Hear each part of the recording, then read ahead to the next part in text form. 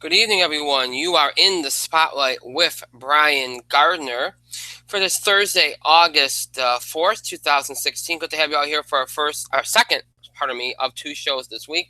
Hope your week is treating you well so far.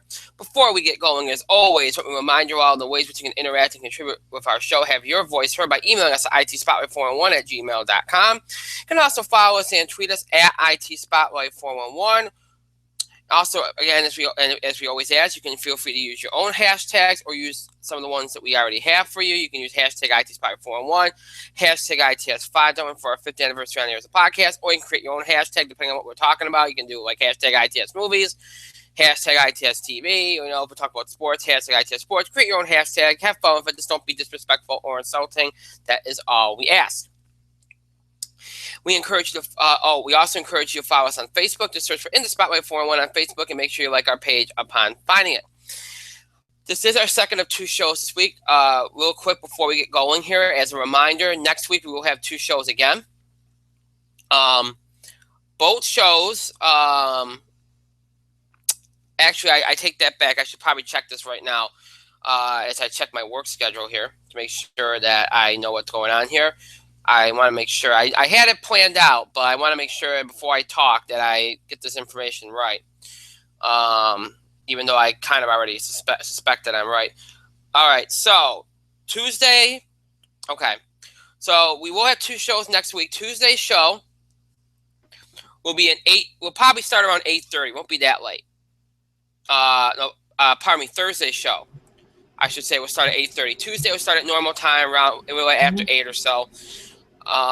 So Tuesday will be normal time. Thursday will be a little later because I do have to work my other job next week. So one show will probably be our normal length, and then Thursday's show will probably be a little shorter because we're going to probably be starting a little later. So keep that in mind. So Tuesday will be our normal sports and wrestling show, and then Thursday will be our usual entertainment. So show, box office beat, entertainment news, all that good stuff. And again, Tuesday's show will pretty much be around the time we usually start. Thursday might be a little later, like 8:30 or so, because of the fact I'm working my other job there. So just a heads up for next week. And the week after, there'll be two shows as well. As I said, there's a couple of, obviously we got the TV awards in September and a couple other things, but not too much special coming up because again, it is still summer and we it is what it is. But we do have some things in the pipeline, and again, as I teased on Tuesday, there might be something coming up that I'll talk about when we get closer. So, all right. So that being said, my co-host is on the air right now. Mike, you're in the spotlight. Yo. Okay. Very, very short and to the point. All right. So here's the deal for tonight. We will do the box office beat. That's the thing we will do that we always do. People have been asked about TV highlights. Well, there haven't been too many, so I haven't been pushing it. But if Mike can mention any, he can feel free to chime in with those. Otherwise, I don't have any because I'm not really watching much TV other than the sports stuff right now. So, we are going to talk about a few entertainment news things tonight. I didn't mention. I was very vague in the show description because this is going to kind of be. I mentioned on Tuesday that there were two topics that we could do like spotlight on features with. I scrapped that for two reasons. One, because I did some more research on one of them and thought it would be hard to kind of.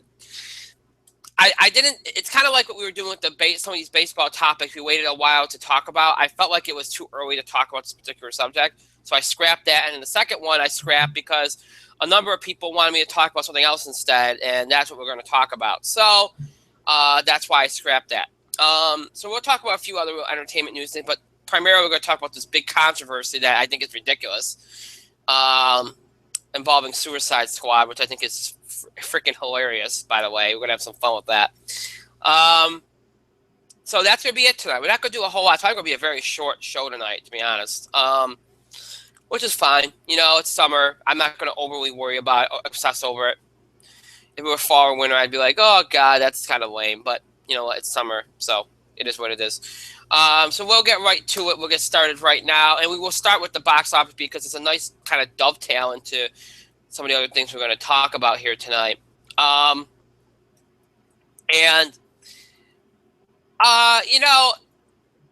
It's a really interesting. It was an interesting weekend last weekend because,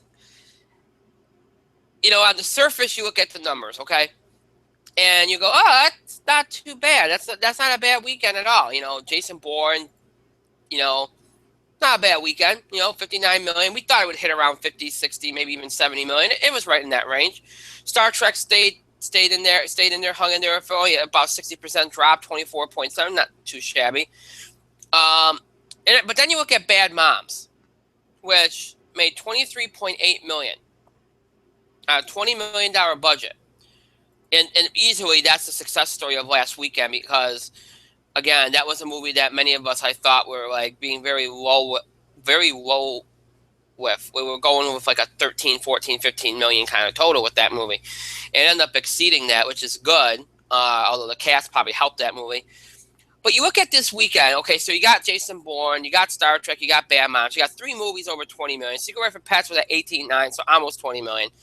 You look at this, you go, wow, that's pretty good. But if you look around, okay, there was a lot of negativity. Now, here's why there was negativity. This summer at the box office has been full of negativity, all right? From underperforming films to films that performed well, but maybe not as well as people hope. It's been one, I think this is one of those cases, and we've talked about this. People's expectations have gotten really out of control. And I've noticed this. If you look at the pattern, okay, at the box office, you go summer to summer, okay, and this is the only time year you get it is in the summer, really. But if you go really year to year, okay, if you have a really big summer at the box office, like last summer, we had, Avengers, Jurassic World. There were so many big movies that did well. Universal alone did huge last year in the summer. When you got a summer like that, okay, and then, so when you have a summer like that, usually the next summer, no matter how well it performs, pales in comparison, okay? And that's kind of what's happening. If you look back through history, whenever you've had a hugely successful summer, maybe a historic summer in terms of box office, the next summer might not be that much of a drop-off. It might only be like a 10% drop-off kind of deal, but it's looked at as this huge, colossal failure. And the reason why is because people get so overly hyped. After they've had a summer like last summer, they think every movie is going to do that.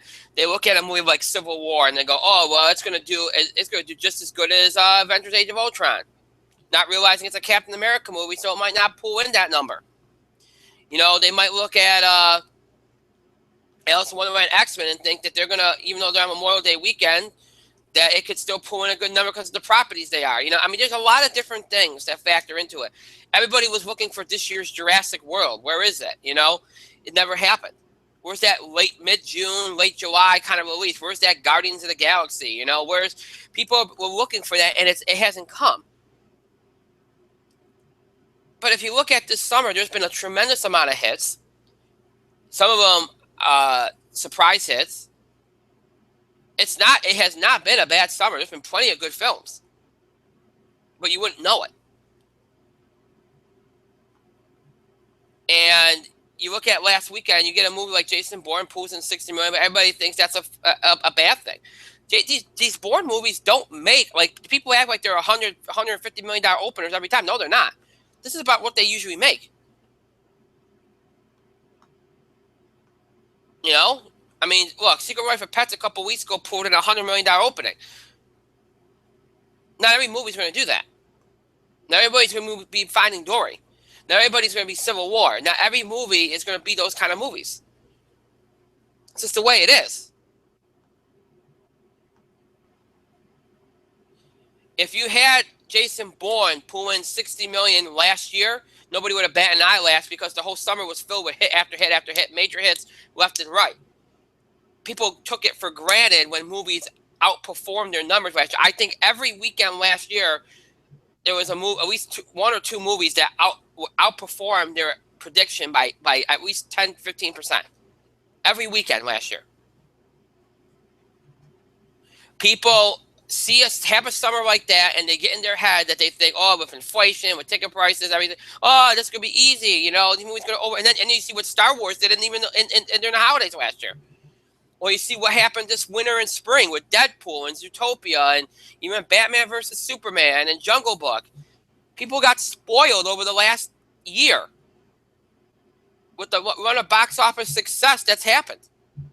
So that when you do have, when things start to come down to earth, which is only natural for that to happen, it's, oh, well, this is bad. This is horrible. No, it's not. It's normal. These are normal totals for the summer for these movies. Normal. Would you like to be better than that? Obviously, everybody would. Every studio would. No question about it. But it's not a bad thing to be normal. It's not a bad thing to be average. It's not a bad thing to hit your prediction. None of these movies this weekend underperformed. They all hit right around what we all thought they would be. Now, if you want to say overall that they're down compared to where you thought they'd be, you can say that, sure. But overall, it wasn't a bad weekend. You had one movie in Bad Moms that outperformed what people predicted.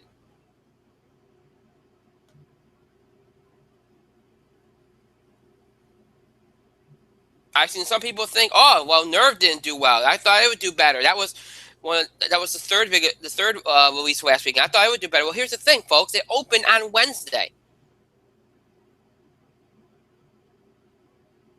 It made 15.4 million coming out of the weekend. Okay, if it came out on the weekend, it would have made that 15 million over the weekend, and then you would have looked at it, and it would have been near the top. It would have been fourth. Still would have looked bad, but it wouldn't have looked as bad. And because it opened on Wednesday, it dropped below 10 million. And its first weekend, it came in 8th, so it makes it look even worse.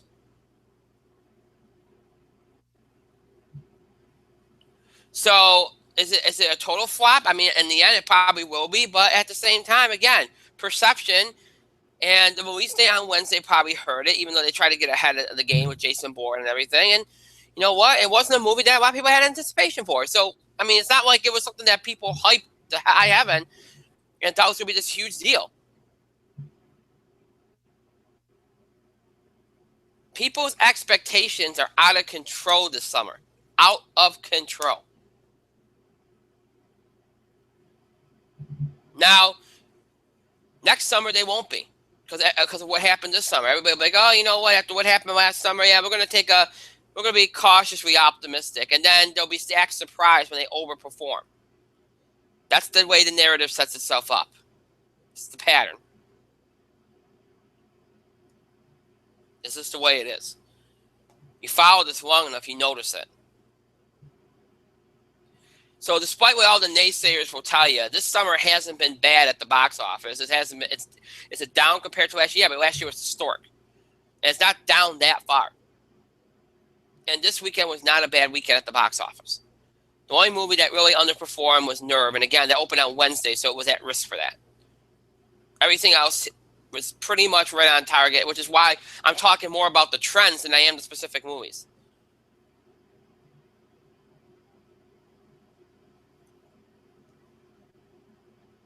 So it is what it is.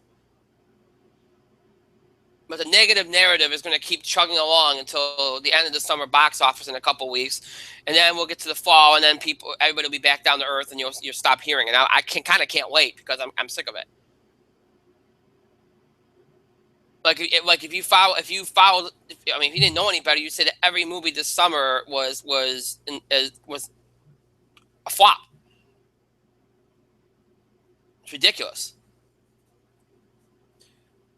So Jason Bourne, Star Trek, Secret Life of Pets, all did exactly what you thought they would do. Nerve was, again, you kind of thought it was at risk for that. Bad Moms outperformed what it was supposed to do. Ice Age dropped considerably, but you thought it would do that. Again, that movie was profitable before it even came out in the U.S., so that wasn't an issue there. Lights Out continued to do modestly well, 10.8 million. It's done very, very well. 42 million on almost 43 million on a $5 million budget. Terrific. Ghostbusters held strong, 10.1 million. Again, though, not at all what they thought the movie would do.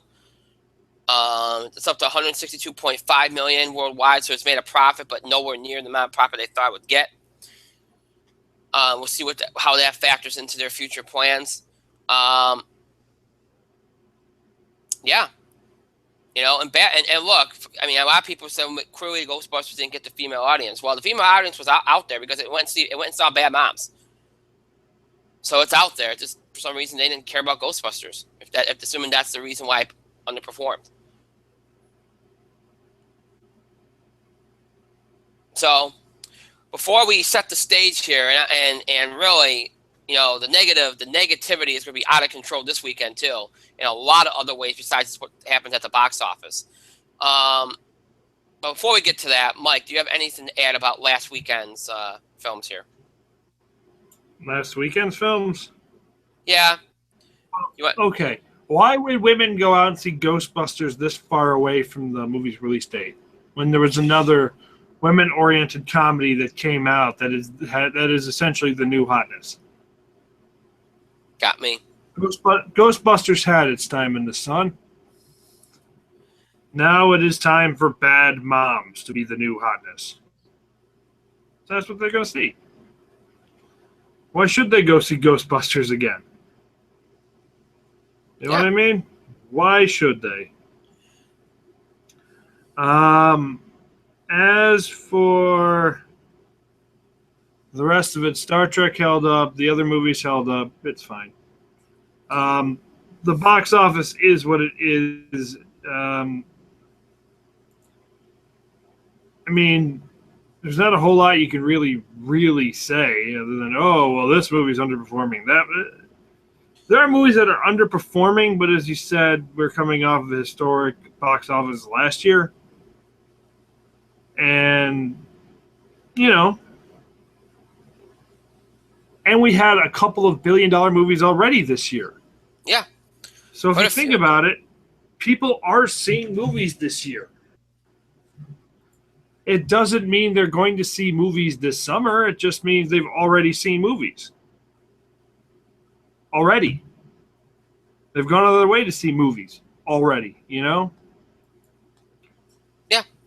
No, you're right. It's mostly on Hollywood for, make entertaining movies to get us off of our asses, to go see what you have to say. However, if you're not, then fuck off. That's essentially where we are. We're at the fuck off stage. I don't care about a lot of the new fare. I want to see Star Trek. That's what I'm going to go see, However, I don't care about Ghostbusters. I don't care about Jason Bourne. Jason Bourne's, it did not look interesting. I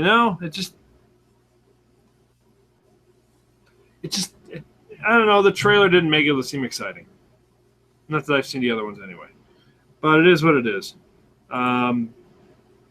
You want to get people out to the box office and make something interesting. Marvel did. Disney did. Jungle Book's almost at $1 billion. Right. What's your excuse, Ghostbusters? Yeah, you're right. No, you're right. And again, though, that's just the theme of this whole entire summer. It's the theme. And that theme will continue as we head into the first weekend of August and the final weeks of the summer box office season.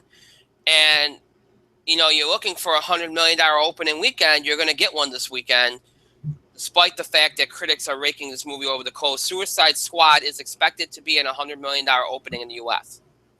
Now, Suicide Squad, of course, action-adventure film from Warner Brothers that's opening in 4,255 theaters this weekend. One of the more anticipated movies of the summer. PG-13. It's got a $175 million budget, directed and written by David Ayer. It's already made $8.1 million overseas. Stars Will Smith, Margot Robbie, Jared Leto, Viola Davis. Ben Affleck's in there as a cameo. Spoiler alert.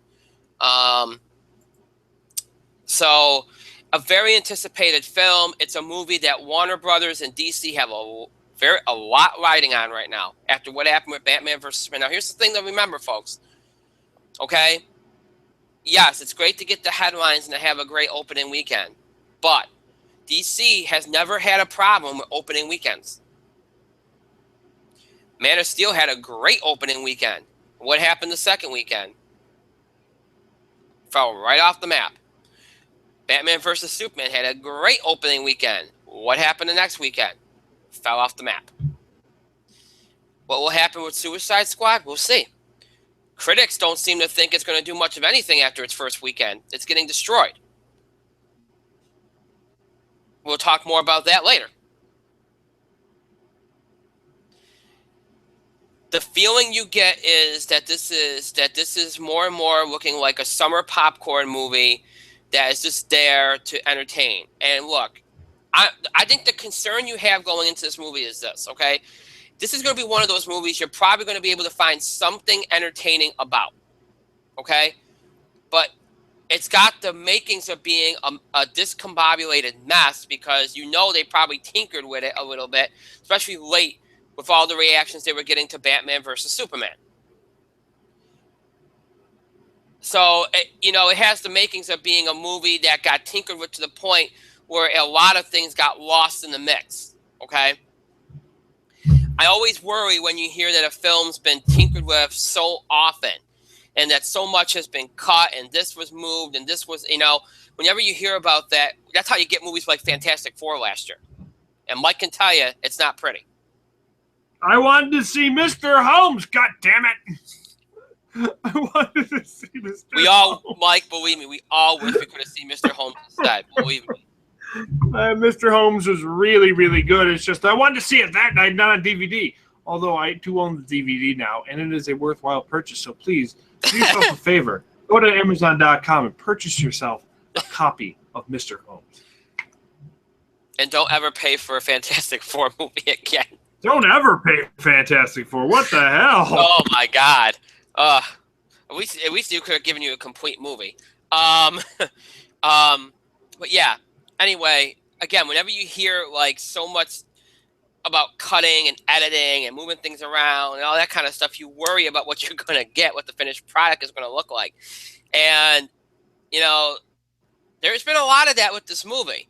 But despite that, the anticipation has been there. And look, these are built-in properties. This is a property that's going to make money. It's just the way it is.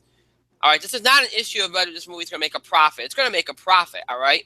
But you're noticing a trend with DC here and with Warner Brothers here with these films, which is you get that good first weekend, you get those headlines, your films critically get destroyed by the press, and then they just kind of hang in there long enough to make a significant amount of profit to justify the fact you made them.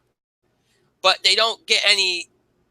You don't really get anywhere. You're not really establishing anything because you're not building any goodwill with your fan base. They created DC Films with the idea that, we're going to start to make these films better. So you admit that there was a problem, which is nice that you did. But here's the problem. You're putting yourselves into a corner here. Because let's be honest here. After you destroyed the Batman franchise in the 90s, it took a long time to build that trust back. Batman Begins didn't make as much money as it should have because people were resistant to seeing it because of what happened with the previous films. Christopher Nolan's movies rebuilt people's interest in DC comic films. And slowly but surely, you're destroying that. And yes, I do realize this is just one person's opinion. Well, okay, this is the opinions of certain people. The people out there that do like what they're doing. And that's fine. You can like it. But when critics consistently destroy and pan your films, and your films consistently underperform in the long term, not in the short term, the long term, then there must be something going on. Something is not pleasing the fan base, is not in the audience. There is a lot riding on this movie this weekend for Warner Brothers and DC. And look, this could be one of those movies that the critics just don't like, but the audience does. We'll find out tonight and tomorrow and this weekend.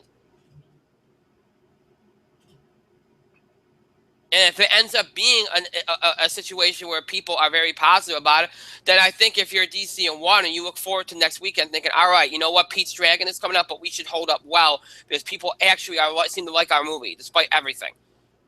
Despite everything.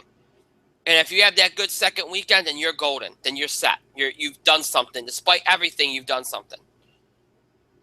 If you don't, if there's a lot of negativity, and I'm not talking about the current summer pattern narrative of like, oh, everything's underperformed. No, if people just don't seem to like the movie, If you're dropping, like let's say you have a good number tonight and tomorrow, but you drop from Friday to Saturday, then you're in trouble. Then you're in a lot of trouble. And that'll be 3 movies in a row in your universe, your cinematic universe, that have disappointed. And it's going to take a long time. Every movie you produce that disappoints, it takes even longer to build up that trust and get yourself going again.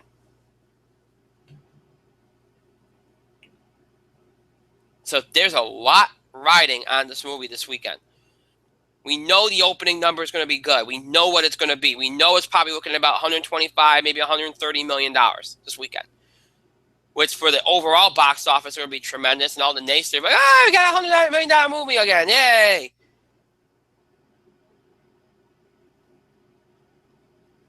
But it's about more than that this weekend. It's about the long term for DC and for Warner Brothers' DC comic book division, cinematic division. It's about that. It's about whether somebody is going to finally step up to compete with Marvel and Disney. That's what this weekend's about in a lot of ways. So there's a lot of pressure this weekend on Suicide Squad. A lot. And it's had its problems. It's had its issues. It's had issues related to it, the movie that preceded it, that hurt its chances. We'll see what happens. The only other new release this weekend from Europa Corp, 9 Lives, a comedy, opening in 2,264 theaters, starring. Well, I just lost my page. That is not cool.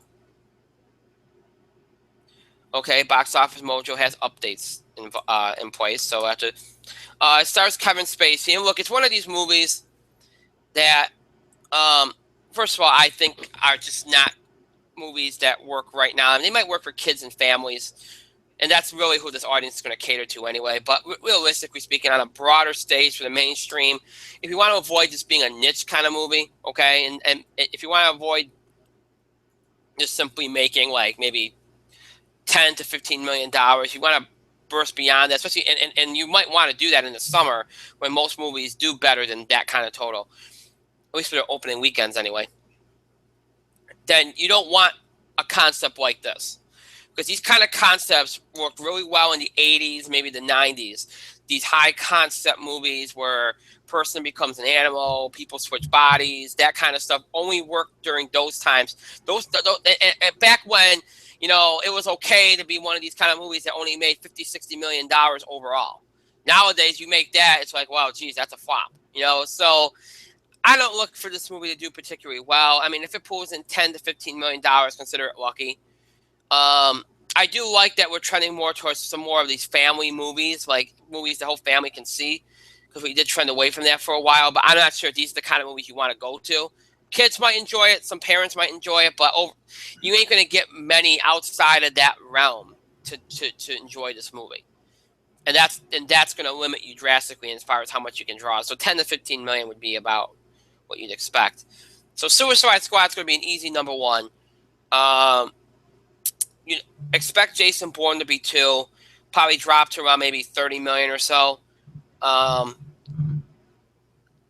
You know, and then after that, it's any. I mean, I would suspect Bad Moms might hang in there around 14 million. Then you might have 9 Lives, and Secret Life of Pets, and everything else falls in under that. That would be my suspicion. But this weekend belongs to Suicide Squad. It's all about that. It is what it is. And then and really, the more interesting story is going to be, because this weekend we kind of know what we're getting. The biggest story is going to be what happens next weekend. What is it doing its second weekend, especially versus Pete's Dragon, which is expected to do well. That's going to be the big story, and that might be the storyline of the summer, because if Suicide Squad falls on its rear here, all right, we know it's going to have that good first weekend, but if it falls on its rear end next weekend, boy, the storyline coming out of this summer, in addition to the negativity that we already have, movies underperforming, it's going to be what happens with DC Cinematic Universe. and you're going to go into next summer with Wonder Woman and you got Justice League coming up, and you're going to go into that wondering what in the hell is going to happen with those movies, and will they draw? Will they be able to draw the numbers they should because of what's transpired before we got to those movies? It's going to set up a very, very, very steep hill for DC.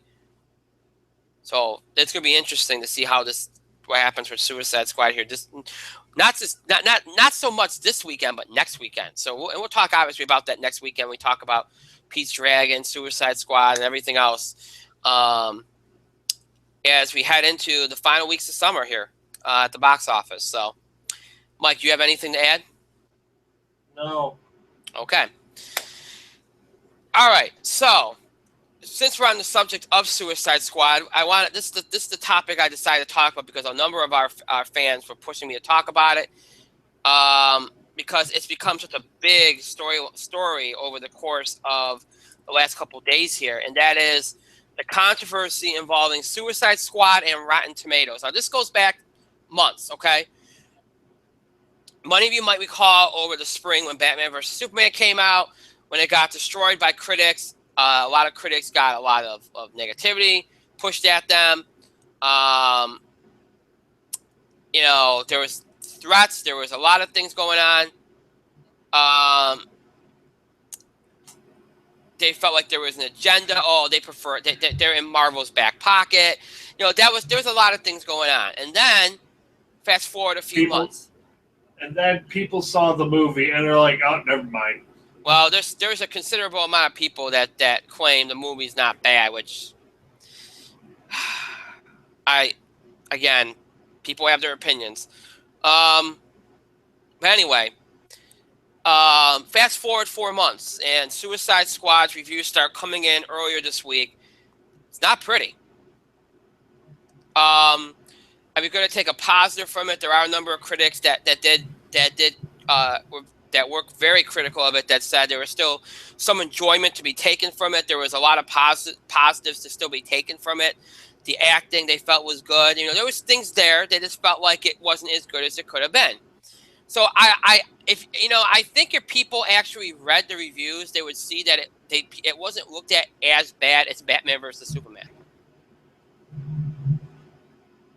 But it wasn't looked at as overwhelmingly good either. And so this upset the same people that were upset back in March.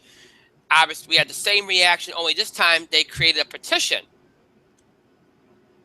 that had thousands of names on it to shut down Rotten Tomatoes, claiming that it sets a movie up to fail. It basically turns people off to a movie before its release.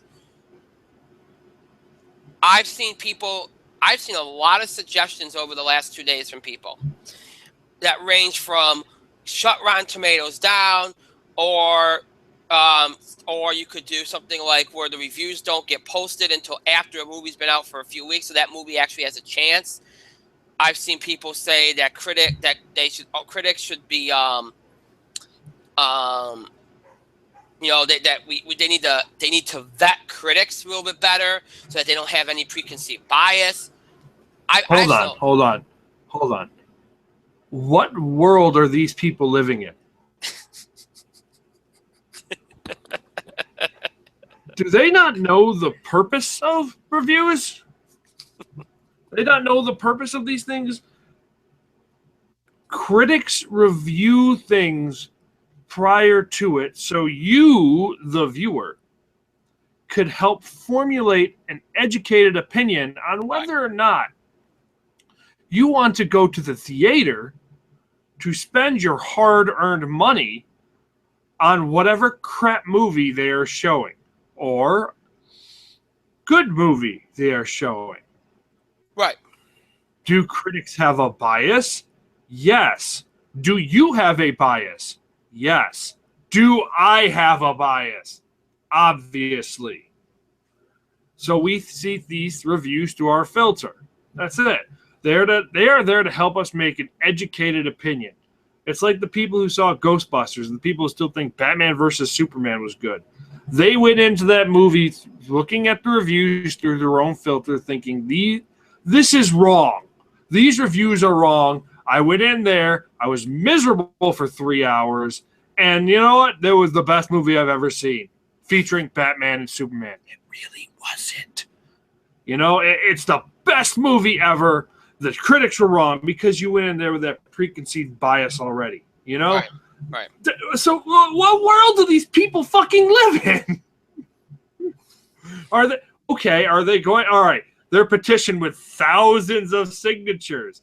Is that going to get Rotten Tomatoes shut down? Or is it going to change the way they do things?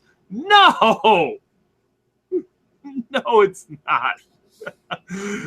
Don't they realize people make money off of this thing, and people have a vested interest in Rotten Tomatoes, and people get paid. Rotten Tomatoes pays people. You know? It's a business. They don't. If you got your jimmies all rustled because you think there's a bias, of course there's a bias. You have a bias. I have a bias. The critics have a bias. They just do their best to try to give an educated opinion. That's what it is. God, where were these people saying, oh, Transformers Dark Rise, who cares? That Transformers movie. These critics don't know what you're talking about. Michael Bay is the best filmmaker ever. He's not. He makes classic cinema like when the giant Transformers had the giant metal testicles hanging out. Oh, that's classic cinema. Where was their outrage then? No, let me just say this because I'm pretty sure this is the crux of the argument. No, there is no Marvel bias. Marvel just makes better movies at this point. You want to have a good movie? Well, then fucking make one. Well, then make one. Long story short, Killing Joke was pretty good. Did it get raked over the coals? There were some things that got raked over the coals. Did they highlight the good parts? Absolutely. Is it fresh? I don't know. Is it fresher than Suicide Squad's reviews? Yes. Just go if you really pissed off about it. Dark Knight, Batman Begins, Dark Knight Rises. They were not rotten on Rotten Tomatoes. Not even They close. were all certified fresh movies. Not even close. Those were excellent comic book movies. A couple of them shouldn't even be considered comic book movies. They're considered like crime films with a crazy motherfucker running around in a batsuit. But so those where there's no unjust argument there. Like, oh, fuck you, Marvel, we beat you here, you know, and they did. Yeah.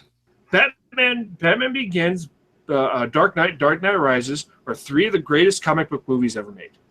Two of them probably fall along the list of somewhere of best movies ever made. Yeah. Dark Knight is probably going to be considered the greatest comic book movie ever made. Dark Knight, 100%.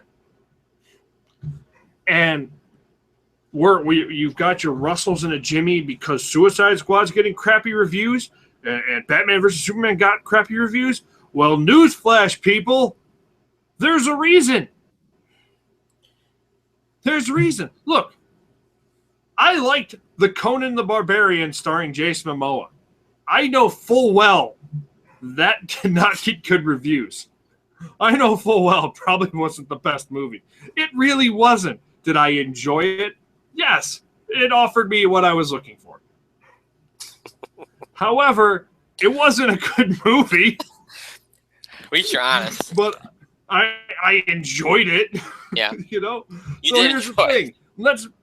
Let's be honest here, people.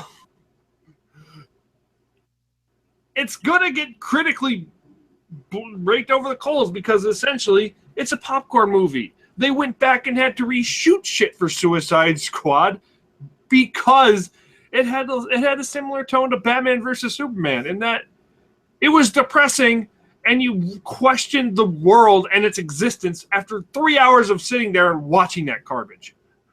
I have to say, full disclosure, I have yet to see that movie, but I know enough about it to know. 3 hours of depression and stupidity and Lex Luthor pretending he's the goddamn Riddler.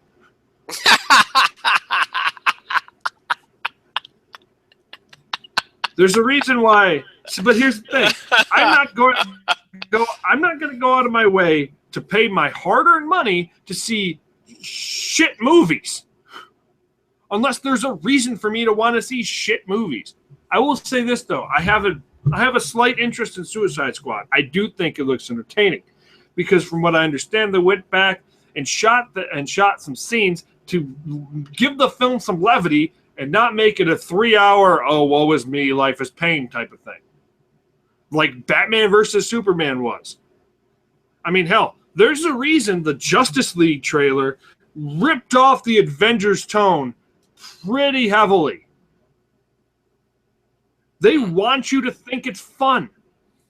Why do you think the Suicide Squad trailers added the sense of levity and you know, we're basking in our own craziness because that's what we are. Because they want you to go see it, because they want to show you it's fun. This is what you're looking for. Because the bigger issue is that Batman and Superman was just a bad movie with no joy in it. No life. No happiness. The only emotion is brooding and anger and depression and 3 hours of that nonsense, horribly directed nonsense, is just too much. So you know what? This is my 2 cents on this whole Rotten Tomato thing, and then Brian's going to talk for like 20 minutes, and I'm going to go back to laying down. Not necessarily, but okay. Yeah, I know, not necessarily. He's joking. He's talking about 25. The truth is, you want to have an issue with this, then stop supporting crappy movies. If you want to go see Suicide Squad because you honestly think this looks like that's fine, then why are you getting worked up over reviews? Nut up and shut up, please. Because no amount of, like, the signatures aren't going to mean jack and or shit. I mean, should they vet some of their critics better? Yes. Why the fuck is Armand White still on that site? There are critics who should not be there. Right. And there are critics that should be vetted. However, nothing's really going to change. Just watch better movies or stop complaining and enjoy your Batman versus Superman while sitting there listening to Good Charlotte back in the early 2000s. All right, and not their happy songs or sad songs. I guess Evanescence then. I would listen to Evanescence. They've got some really sad songs. God. I want to point out that the petition's been withdrawn. As it should be, because it was dumb. And there's some people that think it was only meant to be a joke. Well, that's not the way it was treated. All right, let me just point this out right out of the gate here, okay? First of all, as Mike has pointed out, there are some critics out there that are just bad, okay? All right, and I understand that, and you can take up your battles with them, and you can, you know, whatever you want to say, whatever. But just, I mean, don't resort to threats, though, because that's just, I don't understand that. It's not, taking something that seriously, come on. All right, you want to disagree with somebody, disagree with somebody. You don't need to resort to threats, okay? That's just, there's no point in that. Grow up and act like adults for once. Now, let me point this out, okay? Look, there are some critics out there that are horrible. All right, and there's a whole hell of a lot of critics that have bias. We all have bias, okay? We all do. Let's just be honest here. We all have our own bias. We all, you know, have our favorites. And it always plays into our thinking. It plays into our opinions, whether we want to, whether we say it doesn't or not. We can all try to be objective, and a lot of times you can be. But there's times when you just can't be, okay? That's just the way it is. That should be understood and accepted. Now, with that being said, you know, if you want to be upset, if you really like a movie and you're upset, okay, about the way it's been treated either by critics or by fans, you can stand up for yourself, okay? You can write yourself a thesis, present it to whoever you want, all right? But here's the thing you need to understand. You're not going to change somebody's mind, all right? State your claims. Maybe you can get them to at least understand your claims and move on. If there is so much else going on in this world right now, and if your sole goal is to worry about whether critics are panning Suicide Squad, you have a screw loose. I'm sorry. Like, to have a petition over something like this is the most ridiculous thing, one of the most ridiculous things I've ever heard. What does it matter? There have been plenty of movies that have been completely destroyed by critics that have done very well at the box office. Hello, Transformers. How you doing? So acting like, oh, the critics, if Suicide Squad doesn't make as much of a profit as it should have, the critics are going to be at fault. The critics, look, here's the bottom line. There's something you got to understand, okay? Critics do not decide how much a movie makes. It might have an indent on a few people, but not really, all right? If you want to see that movie bad enough, you're going to look past what the critics say. It doesn't matter. 9 times out of 10, people are going to do that. The very few people make their decisions based on what they read on a website or in a newspaper. Very few people. It might help them to make their decision, but it doesn't help them make the final decision. Ultimately, it all depends on how much is a part of you willing to give a movie a shot. Most movies, people are, if you're a diehard fan, you're going to go see it no matter what. But if you're on the fence about something, a movie review site might be the thing that puts you over which way you're going to go with it. But that's the only case, really, it's going to.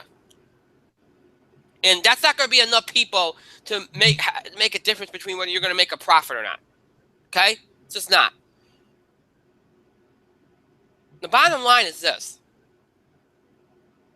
These sites are out there for a reason. They are out there to give you a guide, if you will, to movies that are there that these critics claim are worth seeing.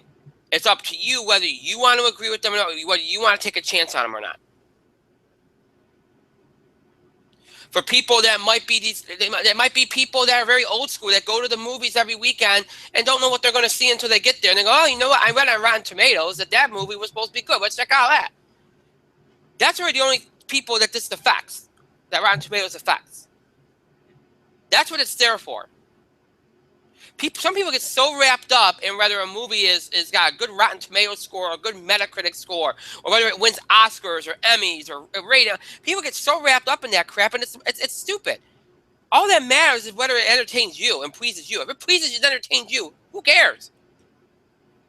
Why are you worried about it for? You don't make any money off of it. Does it matter to you whether Suicide Squad makes $1 billion? How does it matter? Why does it matter to you? Are you going to get a cut of it? I love this. Oh, well, they should wait on reviews, because if they don't, if reviews come out, it could derail a movie before it even gets released. It can convince people not to see the movie. If you're a movie, all right, if reviews coming out before the movie comes out hinders your movie to that extent, then your movie wasn't good in the first place. All right, because there's been movies, and even if it wasn't good in the first place, how many movies have overcome bad reviews and still made a good profit? Like I said, the Transformers movies. Look at The Room.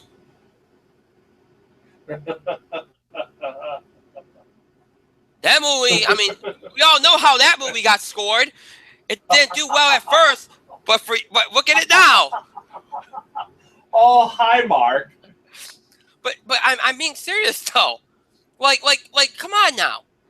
Now we're gonna be like, oh, critics, don't put your reviews out until the movie's been out for a couple weeks. Give Riddle Suicide Squad a chance. Give Riddle Batman and Superman a chance. Give me a break. Give me a break. Here's the thing. I don't want to make this into Marvel versus DC, but you know what? That's really what it's about. That's why these people are getting their panties in a wad here, okay? They're getting upset because they don't like the fact that Marvel keeps churning out hit after hit and making tons of profits while their movies keep shit in the bed. You have a problem, take it up with the people behind the DC movies. Make them make a good movie. Or if you happen to think these movies are good, which is your right, you can agree with it. I haven't seen Suicide Squad. I've seen Batman vs. Superman. It wasn't good. In my opinion, it wasn't. I haven't seen the unrated extended version yet. I will. I don't think it's going to make that. I heard it was actually better. It might very well be. But that's not the movie that came out in theater, so it's a moot point. But that's really what this is about. The DC fans are sick and tired of years and years and years of the Marvel fans getting all up in their face. That's what they're sick of. And you know what? They're entitled to feel that way. Marvel fans have gotten a superiority complex. Every time a movie comes out and succeeds, they're like, oh, DC's never going to catch up now. Well, here's something you can throw in their face, DC fans. Throw in their face that they have Christopher Nolan, who developed the greatest superhero trilogy of all time. Throw that in their face. At least you're not going to get much negativity on that one. Here's the thing, all right? You can support your movie. You can support your franchises. Support them. Disagree. Like your films. You like the film, great. Great for you. But to resort to this kind of pettiness and to this much extreme is just all it is you, like, I mean, it's just, I don't even know how to verbalize it. Like, it's stupid. There's no point to it.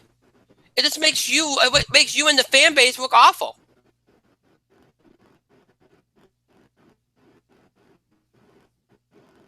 I just don't understand it.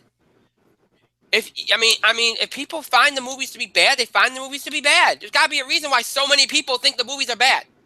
They can't. I mean, that's just the bottom line. If you like it, fine. You're in the minority. Accept the fact that you're in the minority here. There's very few people that think these movies are turning out good, and move on. The Transformers fans have no problem with it. They accept the fact that people think their movies suck. Don't even try to fight it. Like, why happen to enjoy them? It's good entertainment for you. Okay, great. Good for you. Enjoy. Accept the fact that DC's not doing so well with these movies. I could go see Suicide Squad this weekend, and I might come out and thinking, hey, that wasn't too bad. But there's going to be a whole lot of people that say that might say it's bad. That's their right. But to say, oh, we don't release the reviews till after the movie's been out for a couple weeks, give it a chance. These movies, okay, and you know how you all know how we all feel on the show about small budget movies now, right? The whole, there's always this feeling that box office blockbusters are treated differently with the Oscars because they feel like the smaller budget movies don't get a chance, whatever, Let's take that for a second and place that in here for a second. These Suicide Squad, all these big budget movies have a chance. Bad reviews or not, they have a chance. All right, they have a studio behind them, marketing behind them, theater counts behind them. They have a lot behind. They have budgets behind them. Okay, so don't sit there and whine and cry that your movie doesn't have a chance because the critics on Rotten Tomatoes think it sucked.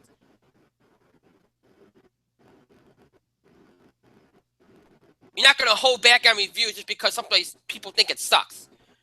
Oh, I'm not going to hold my review out there. I don't want to cost Suicide Squad an extra couple million. I'd hate for make or break a studio. It's not going to make or break a studio. It's not going to make or break DC. Okay, if it does, then they got other issues. It is what it is. Make good movies, you don't have to worry about it. Because that's really if these fans, and again, they might think the movies are good. Good for them. They think they are. God bless them. Good for them. You have your right to your opinion. All right? But realistically, I would be going after DC and Warner Brothers and saying, hey, take this passion and send it towards them and say, hey, maybe these people, maybe you could make a movie that not only pleases us, but pleases others too. I'll tell you right now, this many people are not out there wanting DC to fail. Okay? There might be people out there that do. But you can't tell me every single person out there has a negative thing to say about DC movies wants them to fail. I don't want them to fail. Growing up, I was more of a DC guy than a Marvel guy. I don't want them to fail. I want the movies to be good. The more good movies we have, the better. I don't want them to fail.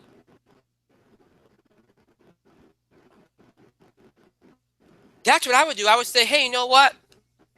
Write a letter to the people at DC or Post on Twitter to them or something and say, hey, you know what? I like your movies. I've been very pleased with your movies, but guess what?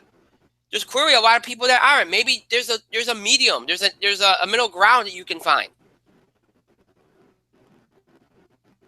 That's what I would do.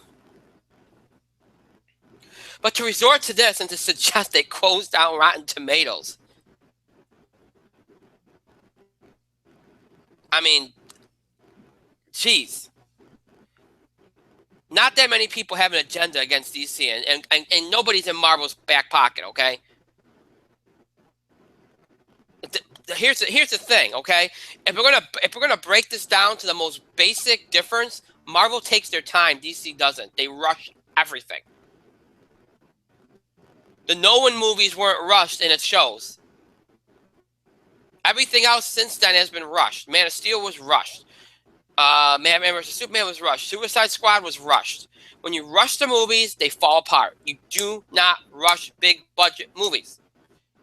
It always ends up being at the very least not particularly good.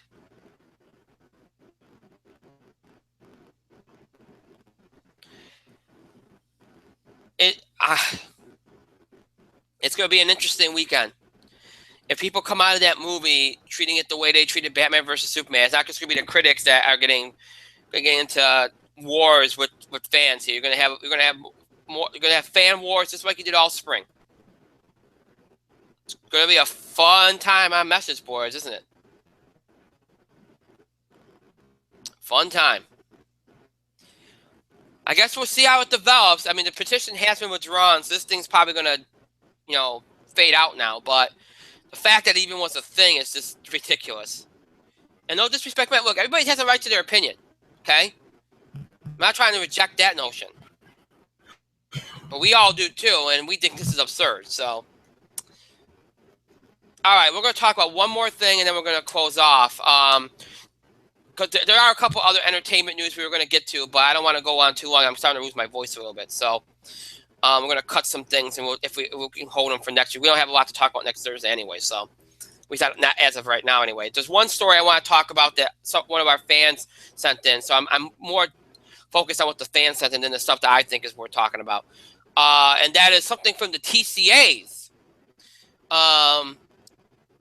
ABC's presentation at the TCAs, where they hinted at a couple of things. Number one, they hinted at more Marvel stuff in the works, despite Most Wanted not being picked up and Agent Carter getting canceled.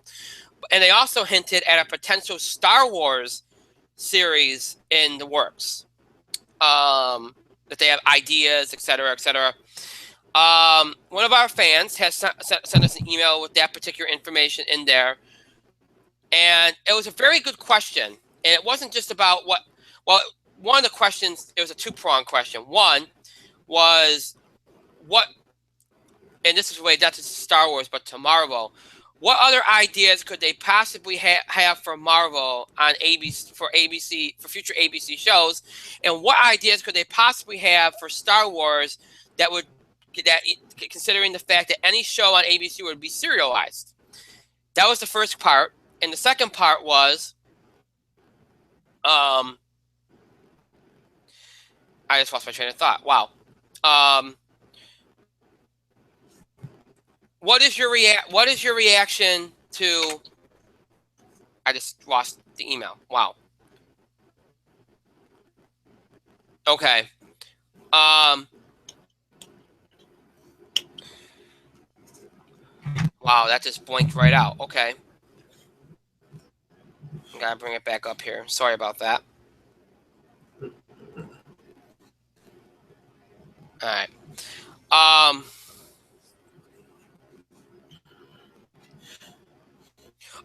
Why would Marvel want to invest in further TV projects with ABC after what happened with Most Wanted and Agent Carter last year? So that's the two questions.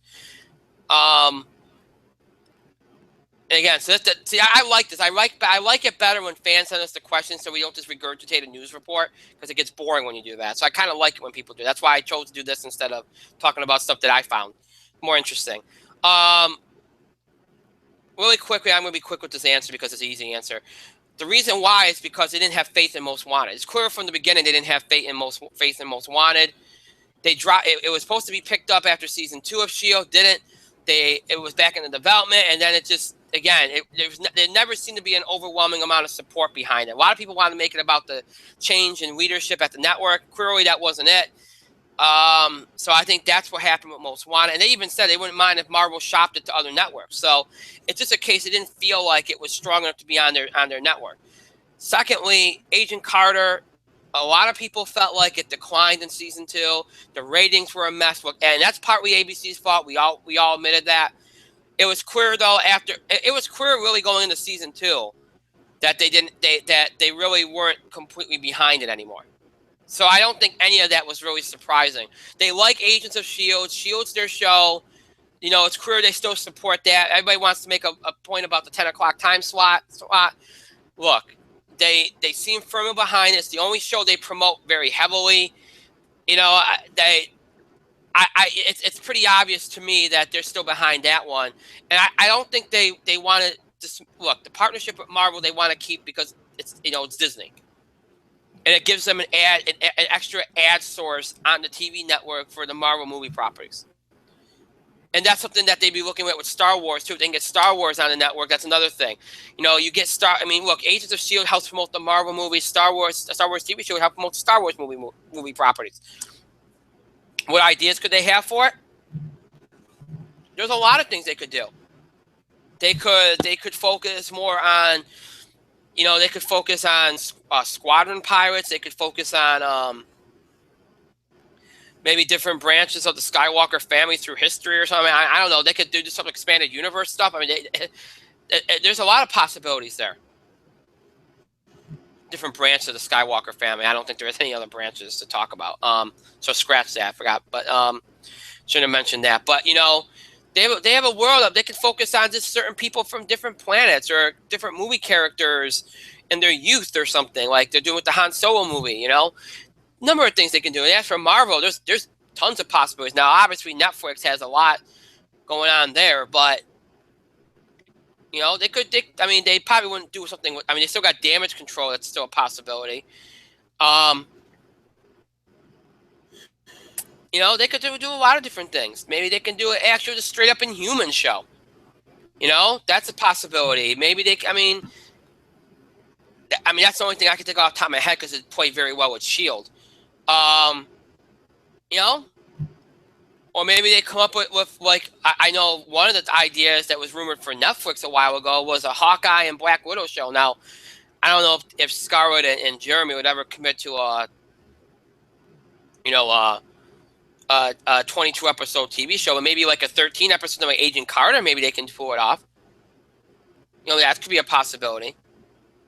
So that's just some of the ideas off the top of my head. It's clear. Look, whether the new network president wants Marvel properties or Star Wars properties or not, and there's a feeling from a lot of people that they don't think she does. But nonetheless, it's clear to me coming out of the TCAs and all the comments over the summer that they're going to have some on their network because Disney wants some representation of those properties on their network to help in promoting Marvel and obviously now Star Wars. Is probably the reason why they're trying to come up with a TV show. So that's you're not going to fight against that push. It's just the way it is. Mike, do you have anything to add? About the Marvel stuff? Not really. Well, yeah, the idea that they still have Marvel ideas. There's apparently a Star Wars TV show they might be working on. I'm not surprised. Who owns ABC? Disney, yeah. So, all right. Look, Marvel, ABC has not always acted in proper accordance to the mouse's wishes. They haven't. I'm sure the mouse will smite when it comes time to smite. Marvel's Most Wanted just didn't have enough steam in the end. The point where Netflix is even like, what? Excuse me. So, of course, Disney is going to want ABC to consider having some of their stronger properties continue to have a presence on the network. It's not rocket science. Mm-hmm. Yeah. I really don't have too much other than that. No, it's really not. Yeah. Other than Christopher Nolan's Dunkirk trailer was released after No Nine League. Oh yeah, that's why it's trending. I know they were going. It was going to be. I knew it was going to be with Suicide Squad. I'm guessing it's good. Got some of his favorites in there, after all. Tom Hardy. Tom Hardy, Cillian Murphy. Very a large unknown cast too. A lot of young unknown actors in that movie, which is cool. I think that was a pretty cool thing to do. Harry Styles is in it too. Apparently. Yep. I have to check that out. Okay, so with that, we are done. Again, there was a couple other things that I thought was worth talking about. We're going to table that because I feel like I'm getting hoarse and I don't want to like lose my voice halfway through doing it. So I think we did enough. We did a full hour. It's summer. Why not? We need stuff to talk about next week anyway. So with that, we are done for tonight. As always, it's because the show is over. Does that mean you have to stop interacting and contributing to our show? Continue to have your voice heard. Give us your feedback, suggestions for topics or breaking news items you want covered on the show. Reactions or comments, things we said on the show, things we talked about on the show, and reactions, comments, just general, anything you want to talk about with us, you can do. So remember, any TV awards submissions can only be done by email, so keep that in mind.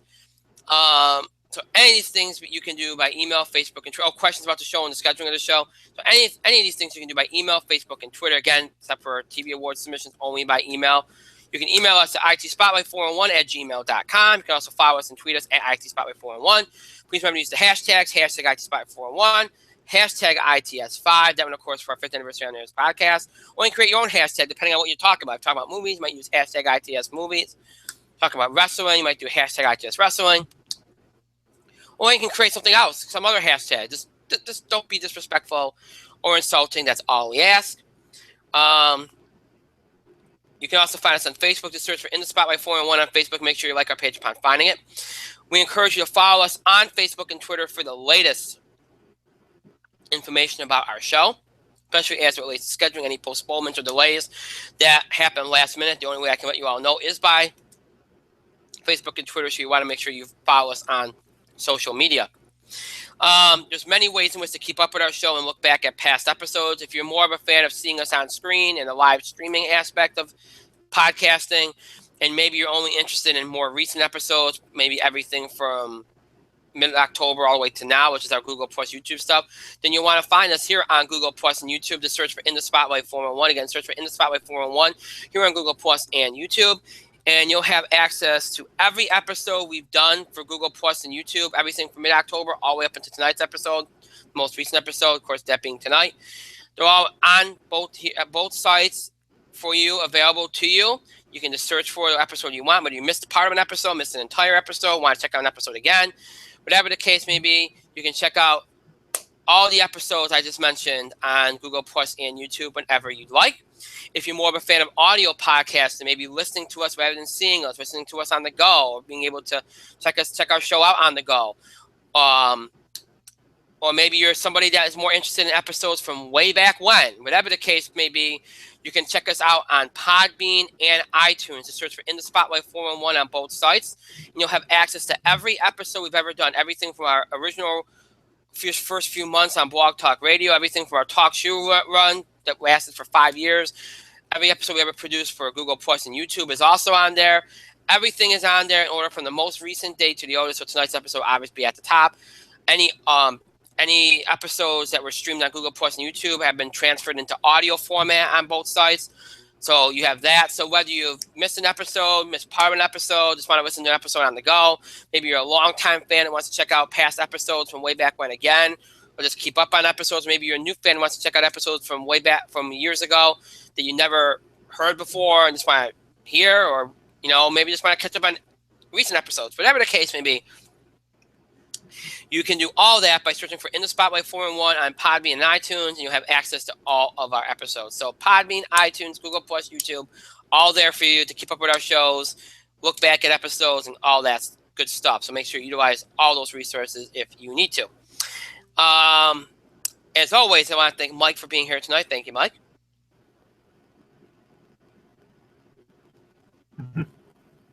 Good night. Sleep tight. I want to thank myself and our great show parents on my back, and thank all of you for your continued support and your contributions to the show. Thank you so much for watching. To those that will be listening as well at some point, thank you to you as well. Again, any submissions for the TV awards you can only do by email. Please do keep that in mind, especially for our any new people involved. Just remember, everything by email. Don't do it by Facebook or Twitter. We haven't gotten any submissions yet, but I didn't expect you. We just started the process, so early on there. But just keep that in mind. We are done for this week. Again, next week we will have 2 shows. Tuesday will be right around starting at our normal time, around 8 o'clock p.m. Eastern time. Will be our sports wrestling show for the week. We'll talk about Monday Night Raw, any other wrestling headlines we have to cover, all the big sports stuff we have to cover. We'll talk a little bit about Russell Westbrook, who made news today by re-signing with the Thunder, a 3-year contract extension, which keeps him with the Thunder. Quite the surprise. We'll talk about that, among other things. And then next Thursday, which we will probably start a little later, it might be like 8:15, 8:30, maybe a little later than that. Got to work my other job, but but we will have a show next Thursday, and it'll be our entertainment show for the week, box office beat, entertainment news, all that good stuff.